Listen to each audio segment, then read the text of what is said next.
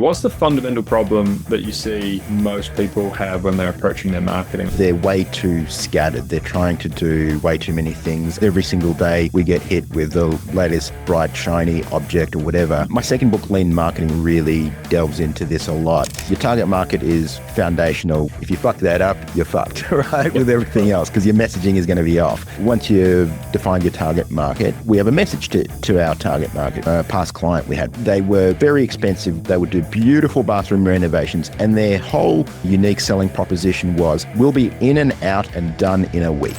That's it. They focused on a wealthy demographic where that's what people cared about. I was a dead broke IT geek. By necessity, I had to learn marketing to get clients in the door.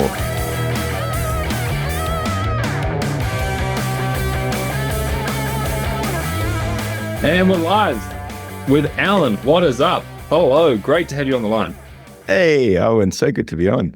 Yeah, it's fantastic to have you here. So before we get into this latest episode of the Builder's Ladder podcast, I just want to get a better understanding, Alan, of your background, and for the listeners and watchers out there, what you specialize in and what we're going to cover today. So tell us a little bit more about your kind of claim to fame or your books and everything that you work on. Sure. I guess my biggest claim to fame is I'm the author of a couple of books in marketing. One is the one-page marketing plan, and the other one is called Lean Marketing. About 1 million copies sold worldwide. And yeah, every single day we run a marketing accelerator. We help businesses all over the world go from not having a marketing infrastructure, not having a marketing system, to having an in-house marketing system. So that's what we do. So good. And here at the Professional Builder, we get all of our new team members the one-page marketing plan book, and we like to scaffold around around that framework whenever we do a new strategy or a new marketing initiative. So before we dive deeper, can you share a little bit of backstory around what led you to develop the one-page marketing plan? Like, what's it all about, and how'd you get to writing a whole book about it? Yeah, so I'm not from a marketing background. In fact, I don't have a business background at all. So I started my first business, which was an IT company. I was a dead broke IT geek, and by necessity, I had to learn marketing to get clients in the door. Mm-hmm. So I attended every seminar, read every book, I hired coaches, all of that, and I got bits of value from everyone. But at the time, certainly, there was nothing that kind of took me from zero, knowing nothing, to, having a marketing system that actually worked. And so I probably spent a good decade on trial and error. Mm-hmm. And I thought, there's really got to be a better way. So when I started consulting, when I started coach, so I had some very successful tech exits after that. So I built that business, grew it. It became a national business. We exited that, built another telecom business. We went from 0 to 4 years later being in the top fastest growing companies in the country, and exited that. And so when I started consulting, one of the things that I wanted for my clients is for them to put together a marketing plan, because that had been really helpful for me in the growth of my past businesses and startups. So I got lots of pushback. Too hard, too difficult, don't know what to do, need to hire a consultant. Yeah, where do I start? Like, it's a common question, because when you kind of throw marketing plan, it's like, oh, where does it start? Where does it stop? Exactly. This thing could be huge. Yeah, so I agree. Exactly. And I remember when I was in my first business, I hired a consultant to help me put together a business plan and a marketing plan. It was like this long, complex 75-page document, which, guess what I did with that? I shoved it in the top drawer of my desk, never saw it again until I was moving offices, dusted it off, threw it in the trash. And I thought there's got to be a better way. So I put together a marketing planning process that was really a single page that I could take a client through in 20 minutes to really map out their marketing. So map out who their target market is, what their message is, what their media is. And it didn't have to be perfect. It didn't have to be comprehensive, but it'd be something that they went from no written plan to now we've gone through a process of the planning. We've discussed ideal target market. We've discussed messaging. We've gone through this whole process, and now we've got something that can be improved over time as we get better and more information. So what I love about it being a single page is You can pin it up literally in your office. It's easy to share. It's easy to update any time when you get a better idea of who your target market is or your messaging is, how you're going to reach them, all of those sorts of things. Yeah. And it really took off. Clients loved it. It worked really, really well. And so down the track, I wrote a book to help people go through that same exact process. So good. And books at almost $1 million run rate, or you just achieved it, right? When we caught up, I think it had just ticked over the last quarter or something. Yeah, that's great. Yeah. Really good. Not many people get to sell 1 million books. You must open a few doors for you and allow you sort of rub shoulders with some cool authors as well, I imagine. It's really cool. It's really cool. I mean, I get to hang out with authors who were heroes to me, and now they're peers. Every single day I open my inbox and someone wants me to speak somewhere, go on their podcast or join a program or whatever else. So it just opens so many doors. And, I love to hear the success stories as well, where people say, look, I didn't have clarity around my marketing. Now this was such a simple way of doing it. And I essentially wrote the book I wish I had. So, and I think they're some of the best books in almost any category where someone's been in the trenches, someone's, had the struggle, overcame it, and so they really understand what's involved. So I wrote the book I wish I had at the time when I was a dead broke IT geek. Amen. Yeah, I mean, that's basically why we've got our book coming out very shortly on May the 16th. So whenever this goes live, it might already be out.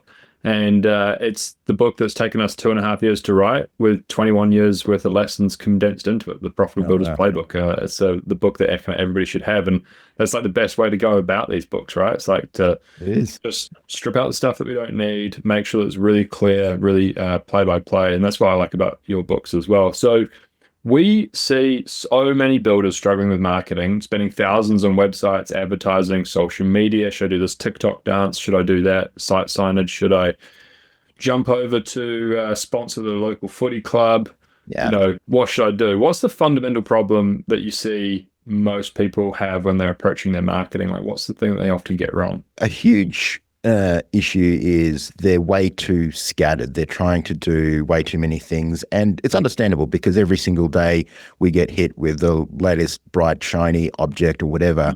My second book, Lean Marketing, really delves into this a lot. But what I found in studying the best marketers in the world, I don't know if you'd include me in that category. I think I would include myself in that category. But either way, doing very few things. They're not doing 1,000 things. They usually have one primary channel and maybe a couple of support channels. So if you look at me, I'm not really doing TikTok. I post a few things on Instagram from time to time, but it's not a primary channel for me in any way, shape, or form. So you'll see that really the things that I do are podcasting, my book, and a lot of authors launch a book and then spend a few months promoting it and then move on to something else or move on to their next book or whatever. To me, a book is a 10+ year project. So we promote that book more heavily now than we did at launch time. We spend money on ads. We sit there trying to figure out how do we get it into more hands, because we know someone spending time with the book is going to get a great result. And if they get a great result in advance, they're going to be the perfect pre-motivated, pre-interested, pre-screened potential prospect for one of our programs as well. So the best marketers really do a small number of things, but they do them really well. They go deep into them.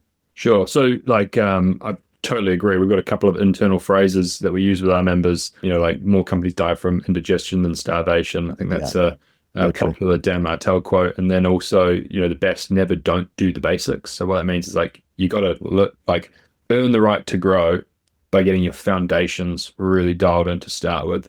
So when you're talking about going deeper, being better at a couple of core things, are you thinking about this through the lens of what is the best medium or message or platform or thing that you're best at as a business owner? Like, how are you kind of working out what I should actually go deep into if I'm a building company owner running, new builds and construction projects? How am I making that decision?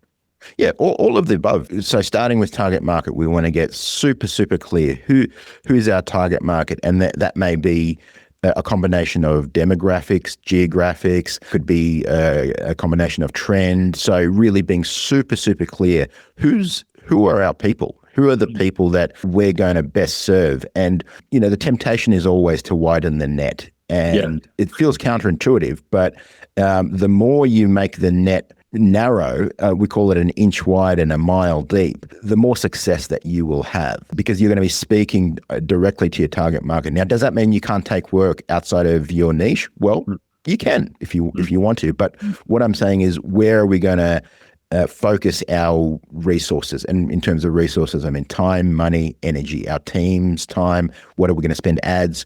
Who are we going to spend ads trying to attract? What kind of message are we going to put out there? We want that directly focused at our target market. Now, if someone outside of our target market comes to us, we want to work with them, great, no problem. But we want to be super, super targeted, because now, especially with the internet, with content, people are looking for very specific things. Like if you look at your own Google search history, it'll be very specific. You're not typing in doctor, you're typing in knee specialist and the area you live in, or whatever else. So you want to be very, very specific around your target market. And, most people who are small businesses, and I think of small businesses as anyone maybe under 50 million in revenue, have a pretty limited budget. So you've got to be careful about how you allocate that budget. And if you're too scattered, if you're like, all right, we'll put a little bit into podcast, a little bit into pay-per-click marketing, a little bit into, some funnel thing or whatever, you're going to get mediocre results with each. So we want to be super directed and super focused with our energy. So good. As you've been talking, I've made 3 notes, because this is as much of a pre-consultation session for me as it is for a public one for our members. And the first note was, you never want to be people's best, worst option. So when you kind of like scattered and you are a solution to a larger niche, you can do new builds, you can do renovations, you can do knockdown rebuilds, you can do developments, you could do door, hanging up a door, fencing and decking, maintenance work. You're everybody's best, worst option. You're not actually anybody's like best option. And I was like, it looks like they do it. Oh, well, they're not the specialists, but look all right. So it means that you lose a lot of pricing power and a lot of margin protection. And you can't systemize many of those jobs if you're doing heaps of stuff. You've got crews going and doing all this other stuff. And the other note I had was, when you've got a far narrower niche, you can articulate the conversations really clearly in copy and in your marketing that are going on in your prospect's head. And when people see you describing their problem just as they would, they associate a solution with you. So they assume that you're the best option to solve that problem. And that pops up a lot for our team and our members when they're doing like renovation works, because during a renovation project, you might be wondering, when does the end of the project go to? Because I'm renting a place while you're building my home. How long do I have to rent this for? Can I live on site during this project? Will the kitchen and the toilet be functioning if I am? I've got young children running around. Will there be nails on site and other yucky and nasty bits for our safety? When will you come in? Will I have weird and awkward tradespeople walking through my house at school drop-off and pickup times? And you can't address those concerns that the market have if you're also doing maintenance work, new construction, developments, this, that, and the next thing. So the narrower you get, the better you can articulate and provide a really good solution to the market for the type of stuff that you're doing. I love it. So good. Yeah. So tell me, what what are some of like the things that you would get people to start with after they've done like a definition of their ideal customer or ideal target market? What happens next?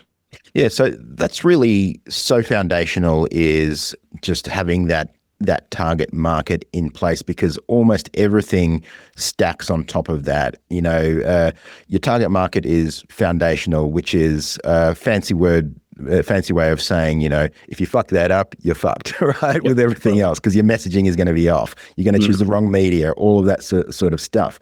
So what you want to do is, once you've defined your target market, is now we have a message to our target market. So I'll give you a building example from a past client we had. We had a client, and they were very expensive with what they did, but all they did was bathroom renovations. They would do beautiful bathroom renovations, and their whole USP or unique selling proposition was, we'll be in and out and done in a week. That's it. You're not going to have builders coming through, traipsing through your house for months at a time. And, they focused on kind of a wealthy demographic where, that's what people cared about. They're like, I don't want my house turned into a construction zone for months and months and people coming in and out. And they had a whole system just around being in and out in a week. They had a warehouse. They would stock all the stuff. They had a selection of only, certain tiles or whatever, so people could still choose something, but it had to be something that they would have in stock. And they'd get all the whole system was built on that. Now, that's super simple, and they were probably 1.5 times the price, if not more, of most competitors, but they did an amazing business just based on that. And they didn't do kitchens, they didn't do bedrooms, they didn't do anything else, bathrooms only. That's it. Yeah. But being 1.5 times more expensive actually allows you to do fewer jobs annually to hit your profit target, fewer clients, fewer variations in running around and coordinating with the subs and coordinating with the material drop-offs. It allows you to invest more into awesome team members and actually work with those that you want to do versus the person that's kind of like, on the hamster wheel, taking any old job just to keep them and their team busy. It's an absolute nightmare. So that's fantastic. So we have an internal phrase that we use, we talk to with our members, and it's that sales becomes easy when marketing does the heavy lifting. Yeah. So marketing can overcome many of the core objections that people have when they're looking and choosing the right builder for themselves. And sales doesn't become easy, but it becomes a lot easier.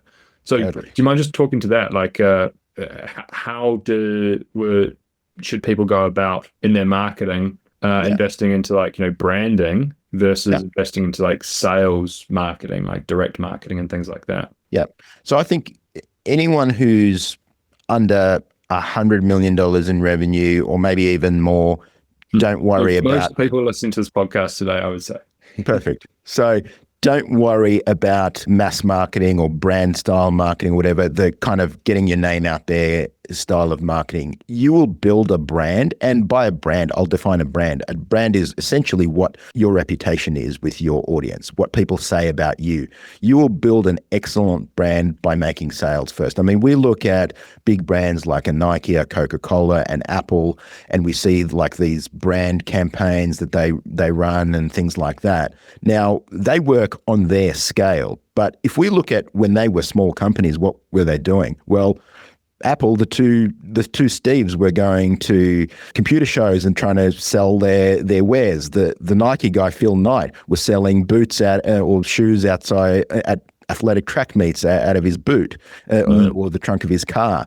The Coca-Cola guy was going to pharmacies and selling the Coca-Cola formulation and all of this sort of thing. So in the beginning, when you're maybe under $100 million in revenue, sales was the best branding. So sell your thing to your ideal audience, do an incredible job, and build your reputation among your audience.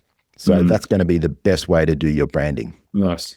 Okay. Now, in terms of your other question, in terms of marketing, helping with sales conversion, absolutely. Like if we visualize the one-page marketing plan, it's basically 9 blocks. And the first 3 blocks are about awareness. It's about getting people to know that you exist. Then the next 2 blocks after that, capturing your leads and then nurturing your leads. Now, if you've done those first 5 blocks really well, the 6th block is sales conversion. And that's going to be such an easier lift. Like if someone comes to your sales call and they know what you're about, they know that you solve a problem that they got, they know why you're different from your competitors, they've maybe seen some of your content or whatever.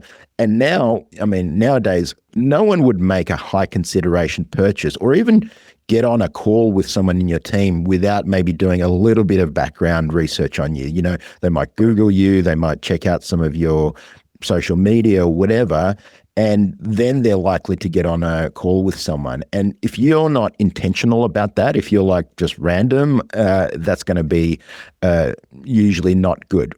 So you want to make sure that you're really intentional about how they get to the sales process, really pre-framing that. And if they get onto the sales call with someone in your team and they already know what you're about, they know your value, they know why you're better than the competition, they know that you address the specific pain point that you've got, they're going to be much more open, they're pre-framed, pre-interested, pre-motivated. Yeah, it's amen. Like we talk about the marketing pillars. So the marketing pillars are marketing tools that we use that hold everything else up for our members. And they answer 4 questions and 5 primary concerns everybody's got when they're looking for the builder of their choice. Because this is often the biggest investment of many people's lives. Like a $2 million new build, like, come on, that's it's not something you purchase every week or month, let alone every decade. You might do it once in your life. Yeah. So the 4 questions are: who are you? Who is your team? How can I trust you? And how can you help me specifically? I have concerns around timeline, budget, trustworthiness, quality, and communication. So what you're talking about is having your awareness and having your pre-sold stuff lead up and address some of those concerns and questions. Is that right? Yeah, absolutely. If you can address objections before they ever arise in a sales context, and there will be objections that you maybe didn't expect or whatever, but over time you'll get so good at answering those objections. So objections are such a great idea for creating content. A lot of people are like, I don't know what content to make. They're trying to pull ideas out of the sky or out of their mind, but sales objections are awesome, because a salesperson can even use that in the sales process. They can say, you know what, we actually did a podcast about exactly that. Let me send you the link. Or, someone's Googling that or looking it up on YouTube or whatever, that they might find your stuff there. So someone coming to the worst kind of prospect coming onto a sales call is like, all right, who are you guys? How much is it going to cost? What is this about? And where you've got to start the education process in the sales. That's a super heavy lift. You don't want to do that. You want people coming there having consumed some of your content already, whether that's emails, whether that's YouTube videos, whether that's whatever modality that you use best. That's great. But you want someone to have come on the call pre-interested, pre-motivated, have gone through an education process already. Yeah, so good. So that's the lead, like the nurturing phase. Are there specific systems that people should have in place for that during that phase? I think baseline for anyone is email marketing. I mean, we literally, it's a workhorse. I mean, I know a lot of people over the years have said email is dead or whatever. I mean, we literally make millions of dollars every year just from our email marketing. It is such a good, reliable workhorse. And for us, it's an asset that we own. So if we're on a social media platform, let's say we're on LinkedIn or Instagram or whatever, we're essentially tenants on someone else's land, and you can get kicked out at any time being a tenant, that well, right? So, and these days you don't even have to be doing anything weird or controversial or whatever. They'll have a change of policies, some random tech issue, whatever, and you can be deplatformed. You might have spent years building a following on one of these other platforms, and suddenly overnight, for whatever reason, someone's decided that your type of content is a no-go and you can be deplatformed. So I like building on my own land, so to speak. So email marketing, I think, is an absolute workhorse. That should be kind of a lot of the core center of what you do. Now, of course, we use other platforms to send traffic to our email list. We have giveaways and things like that, but we really see email at the center of it. So good. Nice. Now, an area that's often, particularly by our members, well, hopefully not our members because they're putting systems in place around this, but most of the market in large is at the end of a project, there's almost nothing done after the conversion or the sale to kind of create that flywheel where social proof, case study, testimonial, all that sort of stuff is feeding back into a marketing machine. Like, what do you see as kind of, again, like the baseline for people that need, and what do they need to do in the kind of like after phase of the market? Yeah. Well, I mean, I can speak to that with a lot of experience because I've been a buyer of building. So, I mean, I built the house that I'm in now. We built maybe about 7 or 8 years ago, and I was a buyer. I was on the buy side, and I was just flabbergasted at how little transfer of communication there is from department to department. We'd work with the architect, and then we'd work with the builder, and then no one knew anything that the other guy had said or promised or whatever, and it was just so scattered and fragmented. It was just incredible, and that led to incredible. I mean, I know this is more a production rather than a marketing issue, but I think it affects marketing and brand as well. There was so much waste through the building process. I mean, they tore up our front driveway because they'd done it in the wrong color. So literally had to spend, I think it was 20, 30 grand jackhammering it all off, removing it, pouring it again. We've had literally every single window in this house replaced because, I don't know, something's with the double glazing is off. Like, I don't believe that even as much as we spent, that the builder really made a profit or even much of a profit just because of waste. There was an incredible amount of waste where something would get done and have to get redone or whatever. And mostly it came down to a lack of handoff, lack of communication. This guy didn't know what this guy had done. It was incredible. Yeah, so true. And that's, I think, kind of goes full circle back to people talking that, like, we see many times people want to invest into their brand and they will spend money on a new logo, a tweak of this, a change of that, a different color.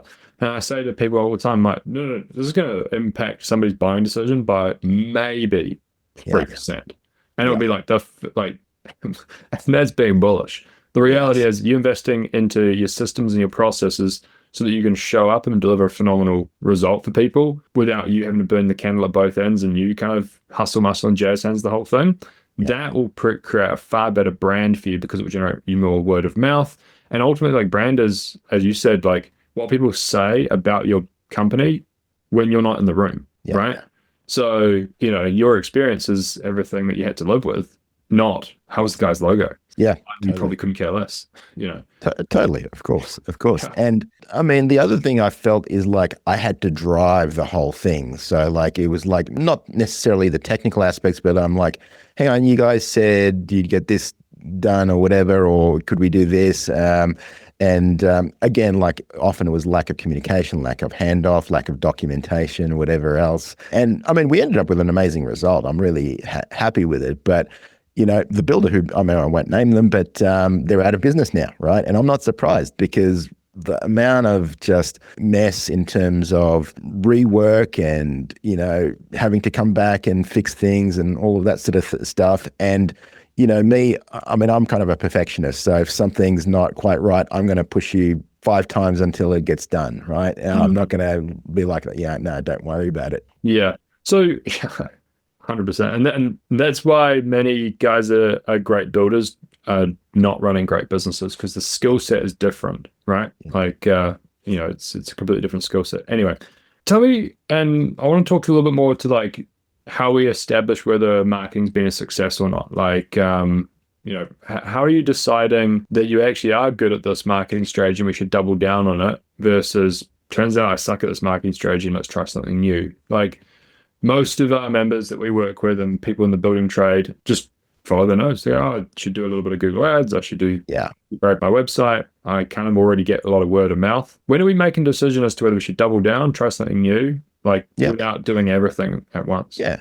So like anything, it's almost impossible to know unless you're tracking your numbers, So if I want to lose weight and get more muscular or whatever, I really need to just track a few little numbers, So what's my weight?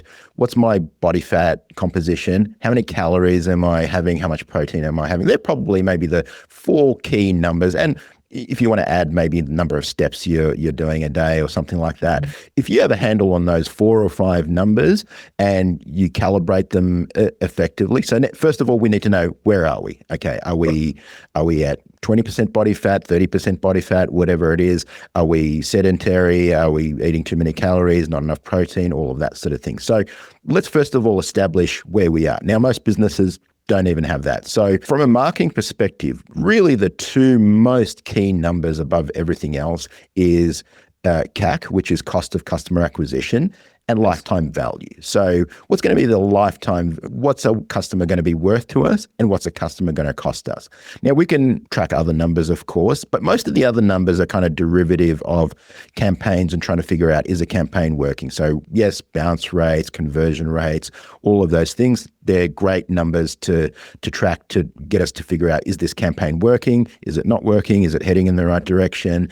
And calibrating those. But at the end of the day, can you tell me what your cost of customer acquisition is? And can you tell me what your average lifetime value is? And if we can tweak those numbers, if we can have our lifetime value go up, then we're going to be in a good place. So starting with knowing our numbers, and then of course, calibrating some of those numbers, trying to get cost of customer acquisition to go down and lifetime value to go up. And that's going to be really the core of trying to figure out, is it working? But the ultimate answer to, is it my marketing working, is it giving me a positive return on investment? Am I putting in, $10,000 a month and getting $50,000 a month in profit as a result? So that's really the ultimate answer.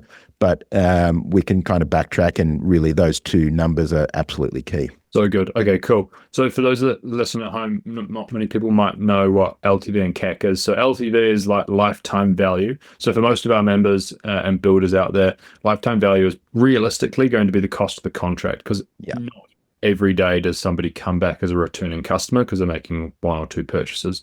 So cost of the contract, and then you could go a step further and go, if I'm doing this contract that's $1 million at 20% gross profit, that's $200,000 in gross profit. So you can look at it from $1 million lifetime value, or a $200,000 lifetime value, or a $100,000 net profit value, assuming you know your numbers really well for that type of project. For CAC, what does that mean, and how do we calculate or work that out? Yeah, so CAC is your cost of customer acquisition. And so I would take into account all variable costs associated with getting a sale. So that might include your sales team. That might include the ads that you're spending money on. If you've got someone in your marketing team, I would exclude fixed costs. Like you wouldn't include like your building premises rental and things that are just fixed costs, but things that are variable costs associated with getting a customer. It could be, in some industries, credit card processing fees, all of those sorts of things. So what are the variable costs that we pay to acquire a customer? And so we essentially want to turn marketing into a vending machine where we put money in and customers come out the bottom profitably, rather than what most people do is they treat it like a casino, right? They're like, they bet and they hope for the best, and maybe you come up with a winner, but most of the time you lose money. Yes, so good. So for example, we have a marketing 10 by 10. So 10 marketing strategies that have 10 absolute playbook, plug and play sort of strategies. We don't recommend that anybody does all 10. We recommend that you choose 2 or 3 tops that you plug in, because 1 is the most dangerous number in business. So you never want to rely on one single strategy. You only want 2 or 3. So usually it's going to be referrals, because that works phenomenally well in our industry and is already being done. We just want to wrap it around a system so that we can put it on steroids. And then it might be whatever is applicable to the niche and to the industry, like area that you're in. So if we were to work out CAC really back a napkin math wise, and assume that we spent $10,000 on a referral strategy and it brought us in 10 leads, that's $1,000 per lead. And if 5 of them turned into customers, then that's $2,000 as a CAC. Have I got that math correct?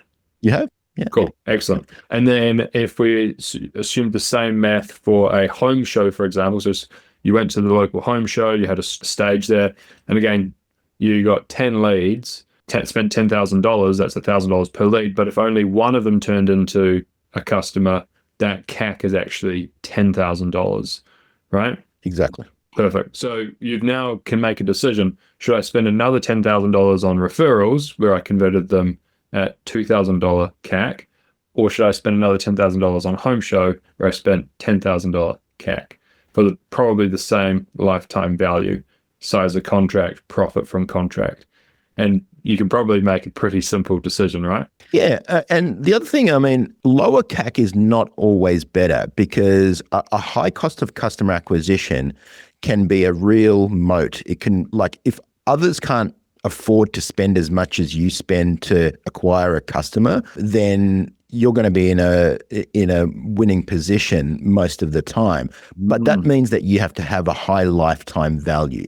So if you can increase the lifetime value of your client, and like you said, for a builder, mostly that'll be the contract value. But if you can find a more profitable niche, someone who pays you a lot of money or is more profitable or is easier to deliver on or whatever, then you can afford to spend more to acquire those. And someone who's a generalist won't be able to afford to spend as much. And so you're going to be able to deliver a much more wow marketing experience where you can afford to spend more to acquire that customer because you know you're going to make more on the back end. Oh, Alan, you make me weak in the knees. We say all the time, high margin businesses win, because ultimately the most important number in your building company is your margin. With a good margin, we can afford to pay for overheads, so Yes. cost of marketing, and your net profit, or the bonus for being a business owner. So high margin businesses win because you don't have to forgo marketing to take a good net profit, or forgo net profit to get good marketing. You can actually afford both and then outcompete many others. And that's exactly what you're saying. So amen number 2, we are totally on the same page. I couldn't agree more. I love it. So are there any particular opportunities that people should be looking at, really applying themselves to at the moment? Like, if you're running a building company, what should I be doing right now? Like, what would you be doing right now? Yeah, I would be looking at, so one of the things I offer, an exercise I do with clients is export all of your clients into out of your CRM or your Xero or whatever accounting thing, and sort them by best to worst. Not necessarily the ones that that you have the most revenue with, but the best to worst. And by best, I mean they were the most fun to work with. They were really profitable. They were easy to work with, like you didn't have to struggle or whatever. And just sort them from best to worst. And at the top is going to be, the clients. If you got a phone call from them and you see them on the cell phone, you're like, yes, hey, John, how's it going? What's up? And the worst ones are like, oh God, this guy again. I really don't want to speak to him or her or whatever else. Calls you on a Sunday evening asking you, exactly what's going to be happening on site for the week ahead, and you're just like, dude, I'm at my daughter's soccer game. Oh, what? Exactly. And I think with most businesses, you will start to see a pattern. There'll be a certain demographic, a certain geographic, a certain psychographic that's rising to the top. And so what we want to do is we want to focus more time and effort on that top client, because often they're the most neglected because they don't give us much trouble. All of our time and energy are spent on the squeaky wheels who are complaining, who are not paying on time, giving us issues, all of that sort of thing. And we're neglecting our very best ones. Now, if we took that time, money, and energy and focused it more on those top level clients, I mean, you would have a completely different business. Most businesses, you could double or triple your business by just getting rid of the bad clients and getting more good clients. And you don't need to get as many good clients as you get rid of bad clients often. The good clients will be way more profitable usually. And then I would think about, it goes back to the initial conversation we had around niche. What is the specific problem you solve? And I use that example of the builder who just does bathrooms in a specific high net worth area, and their whole USP is in and out in a week. When I was looking at builders, when I was building and I'm trying to choose a builder, I'm like, was very little differentiation. I'd go to the showroom. Yeah, it's not all nice, whatever. I really don't know what the difference is.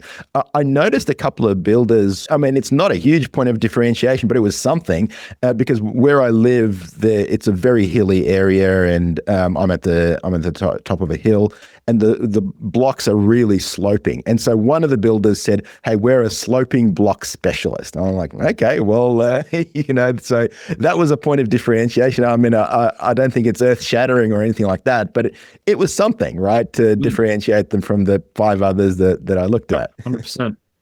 Ultimately, the thing that many builders fall into the trap of is they know so much about their trade and their industry, and they forget that the client that they're working with often knows very, very little. And it's their job, or their marketing's job, to educate the client to be able to make an informed decision and to highlight and spotlight what might be at least perceived as being a differentiator. So again, to the builder, they're like, bro, everybody can build on a steep slope. Everybody uses, this kind of contract or that kind of thing, or, like qualified tradesmen or whatever policy. It might be a fun internal policy, like we only hire people from the military and sports clubs because we find that they work best, like whatever it might be, or people with 5 years experience on these kind of jobs, or we only work in this part of town. That's a differentiator to, to no disrespect, your buying decision where you have very low understanding of the intricacies of the industry. Just like when I go and buy a car, I know very little. I'm like, I'm meant to ask some questions like, is it a cam belt or this thing? But I don't know really what the answer is meant to be. So if I meet a car salesperson that doesn't educate me, I have a very low tolerance. Like I'm kind of like, yeah, bullshit, yeah, whatever. I got very low trust. Whereas if I meet a car salesman that educates me, that helps me to unpack a complex in my perceived reality, like a complex problem, like should I go with this car, and they educate me to even up that education piece, so I feel on par with them. I have a much higher trust and trust tolerance for them, and I'll probably buy a vehicle from them. It's the same thing when building. You got to educate your people through your sales process and in your marketing, so they're comfortable purchasing from you. Should you go with a fixed price contract or a cost plus contract? All that sort of stuff. That's so true. And I mean, I can't tell you how many hours I spent on YouTube and Reddit trying to figure out what the heck a waffle slab was, and other bits and pieces. This type of tap fitting versus that type of tap fitting, or whatever. And I just wish they had a simple education process, and often it was just a matter of like there were way too many options. They assumed I knew something about it. We had a day where we're choosing tap fittings and tiles and things like that, and they're like, how high do you want the sinks? I'm like, I don't know. How high should they be? Well, the standard one is this one, but some people have it high. I'm like, I don't. Well, let me go do some research. I'll try and figure it out. But it was just a very, very difficult self-education process, and I wish they had a process that was simple and easy that took me through that whole journey and told me what to do, when to do it, and all of that sort of stuff.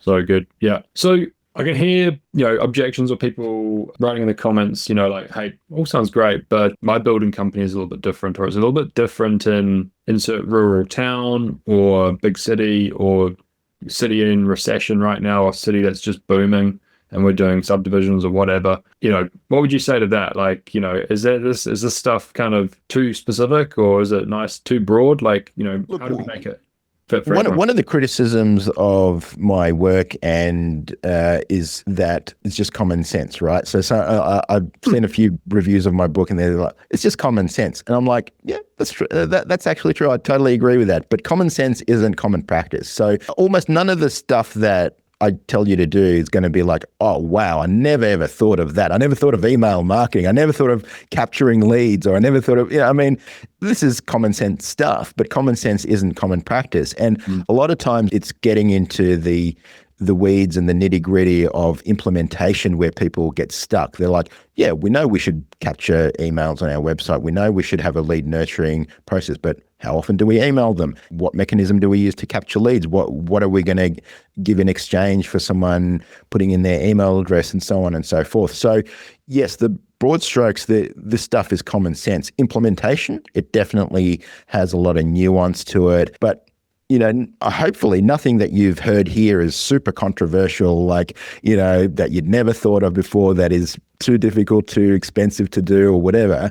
Most of what I teach, both in lean marketing and then the one-page marketing plan, it's common sense stuff, but it's just putting it into practice. It's getting the daily, weekly, monthly stuff. It's like again, I use getting strong or losing weight as an example because everyone can kind of relate to that. Over the last few years, I've gotten much stronger. I've been doing weight training. I really just turn up and do the same few lifts, 4, 5, 6 times a week. Yep. And I just get stronger, and I just add a little bit more weight, do a little bit more weight, do a little bit more weight. And then, it's the difference from, 3, 4 years ago is profound. So often it's just showing up and doing the basic stuff daily, weekly, monthly. You don't have to be doing anything crazy or mind-blowing or something that you'd never think of. It's just the basic stuff, but doing it daily, weekly, monthly. It's kind of building that compound interest in your marketing infrastructure. So good. Okay. So you walked us through the exercise of finding our best clients and then identifying what the commonalities are between them. What are some other, like, I can leave today and I'm going to do exercise, whatever. Like, what should people walk away, and first step for most people kind of be from here? Yeah, so you want to figure out what the buying triggers are. So, what is it that made the person buy? And I even even when I buy something, when I've seen an ad, I've clicked on an ad, and I've gone and bought something. I often screenshot it and I put it in a folder I call "Made Me Buy." Why did I buy that? So, Yes. yeah, really trying to get into the mind, and it's very rarely the thing that you think it is. So a lot of people listening to this will say, "Oh, it's because I'm an awesome builder." Well, Mm, I doubt it. I doubt, not that I doubt that you're an awesome builder, but every builder will say they're an awesome builder. So yes. it's often peripheral to the core thing that you do. So, like, I'll give you my own experience, a couple of my own experience. So, first of all, in my business career, I've changed accountants maybe 4 or 5 times. And it's never been because the next accountant was a better accountant than the previous one. They all have the same sort of bag of tricks for reducing tax legally and, doing all of that stuff. It's been the peripheral stuff. It's like, I want my phone call returned in a timely manner. I want to be able to send an email and get a response. I want to be able to do proactive planning and wealth planning and all of that, and not to have to chase them and all of that. So it's never been about getting a better accountant. It's always been, they respond faster. They're reachable by text or email or whatever it is. When we were choosing a landscaper, we went for one that was essentially double the price of everybody else. But my wife is like, I want that guy. He shows up in a uniform. He tells us, he barely talked about landscaping. He's like, look, all of my guys, they're not going to drink or smoke on your premises. They're not going to traipse through your house. We're going to have a portaloo outside so they're not bothering you and all of this sort of stuff. We had a dog. We were worried he was going to escape or whatever. So he goes, no problem. We'll set up a little temporary fence over here. And so my wife's like really comfortable with this guy. She's like, I want that guy, So, Yeah. and it's essentially of course, we talked a little bit about landscaping, but mostly it was about all the other stuff Totally. that the other guys didn't talk about. The other guys were talking about pavers and grass and rocks and things like that. And that was pretty common to all of them. So good. So that's that fourth question that we want to have answered in those 4 questions, 5 concerns, which is, how can I help you specifically? And again, it almost goes full circle, because if you're not very specific, because you do any and all things, you can't answer that question with any specificity. Like, how do we make sure the dog doesn't run away while we're landscaping and the fences are all open? How do I make sure that my guys don't traipse through the house with muddy boots? Like, if you're not specific in what you do and what you deliver, you can't answer that question particularly specifically. And then you can't command specific margins, like top of market margins. You are a generalist and you're going to be floating in the doldrums of like competing on price versus competing for the best prospects and the best projects. Yeah. So good. That's very good insight. Okay, that's a really good exercise for us all to do, is to go away and answer that how can I help you specifically question. And it's normally going to be broken down into those categories of concerns, and then again, layers deeper. So timeline, budget, trustworthiness, quality, and communication. Do I answer the phone really quickly? Do we do daily site visits, weekly site visits, a beginning of week roundup report, end of week roundup report? Is there an online portal? How do we do communication? Is there a direct phone line to you, the owner, or the project manager, or the site manager? All these sort of things. Then same for budget. Do we use an independent contractor, an in-house pricing method, the pricing checklist to make sure everything's included or excluded, a cost plus or fixed price contract? We want to go really specific and real detailed. So that's a really good point. Thank you for sharing that. Love it. I'm going to make a note and we're going to do that ourselves, I think. I don't want to take up too much more of your time. You've been very helpful today. So is there anything that we haven't discussed that you think is worthwhile mentioning, spotlighting, or bringing up? Specifically with builders, I would think about, given that your lifetime value is essentially this contract, and there's probably not going to be much more down the track. Although I would argue there's potential for teaming up with landscapers, teaming up with pool builders, all of that, because they're leads that are going to be valuable to someone else, right? So Yes. When you're done, they're probably going to want a landscaper. They're probably going to want a pool guy. They're probably going to want whatever. And so you could potentially monetize that or do some kind of deal or whatever. So there are ways to increase lifetime value, but let's just assume that it's just this contract. I would think about ways where you could increase that contract value and when people talk about, I remember when we first had our discussion with the builder, and the builder says, "What's your budget?" And I throw out the number. I mean, in the end, I ended up paying 2.5 times what I initially said was my budget, right? So I think budgets, especially if you're in the right demographic, are pretty elastic. So how can you increase that lifetime value? And, a lot of it came down, in my case, to creating variations. And I felt like I had to do a battle every time. I know we had that discussion previously, but it was like, I was happy to pay for a variation. They said, look, there's a fee for the variation. But even then, I felt like I had to pick my battles. Like if I was going to do a variation, it was going to be really important to me. I wasn't going to do it on small things. But if they had made the process easy with variations, where they're like, you know what, it's just going to be a fee every time you want something varied or whatever. And I know there's complexity to it, but I don't believe this is an unsolvable problem with technology, with things like that. I know, you've got all sorts of dependencies, electrical, plumbing, all of that sort of thing. And obviously a huge variation would make a huge difference. But if you can make that process easy and profitable for you, I don't know, maybe that's something that you can monetize and increase the contract value, especially with someone who, maybe has a more flexible budget. Yeah, massively. It is a profit zone. It can also be a profit pit if you don't get it right. So if you don't have a process for it, then that's where all your margin erodes away from. But if you do have a process for it and it is easy, like you're suggesting, then off to the races, it can be a real profit zone for people. So I totally agree. Incredible. Alan, where can people find you, follow you, maybe buy your book or learn more about the one-page marketing plan or lean marketing? Yeah, so the one-page marketing plan and lean marketing, they're both on Amazon. A lot of people love to listen to them on audio, so they're on Audible. And you can get tips from us. We email twice a week. And if you want to get those, just go to leanmarketing.com and you can download the one-page marketing plan canvas and you'll get emails from us on a regular basis. Fantastic. I love it. Well, thank you so much for your time today. Appreciate you and appreciate your insight. I know a lot of people listening along will be probably doing what I'm about to do, which is go away and do 2 or 3 activities on improving their marketing.